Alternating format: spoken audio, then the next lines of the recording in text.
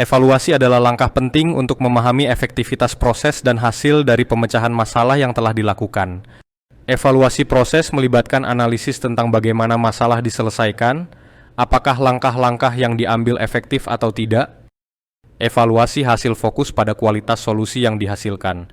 Apakah solusi tersebut memecahkan masalah secara menyeluruh atau hanya sebagian?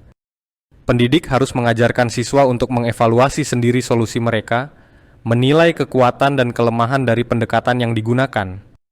Proses evaluasi harus mencakup refleksi diri oleh siswa, di mana mereka menganalisis langkah-langkah yang berhasil dan yang tidak. Umpan balik dari evaluasi harus digunakan untuk memperbaiki proses pemecahan masalah di masa depan, bukan hanya menilai hasil. Evaluasi juga dapat melibatkan rekan sejawat. Siswa dapat saling memberikan umpan balik mengenai proses dan hasil kerja tim. Pendidik harus menyediakan alat evaluasi yang jelas, seperti rubrik penilaian, untuk membantu siswa menilai efektivitas solusi. Dalam evaluasi, siswa harus mampu mempertanggungjawabkan keputusan mereka selama proses pemecahan masalah, menunjukkan logika di balik setiap langkah. Penting untuk menilai apakah solusi yang dihasilkan bisa diterapkan di dunia nyata, atau hanya berfungsi dalam konteks akademik. Evaluasi yang baik mempertimbangkan apakah solusi yang dihasilkan bersifat jangka panjang atau hanya solusi sementara. Proses evaluasi juga harus mencakup waktu penyelesaian. Apakah masalah diselesaikan dalam waktu yang wajar atau ada penundaan? Pendidik perlu mendorong siswa untuk mengevaluasi penggunaan sumber daya mereka selama proses pemecahan masalah.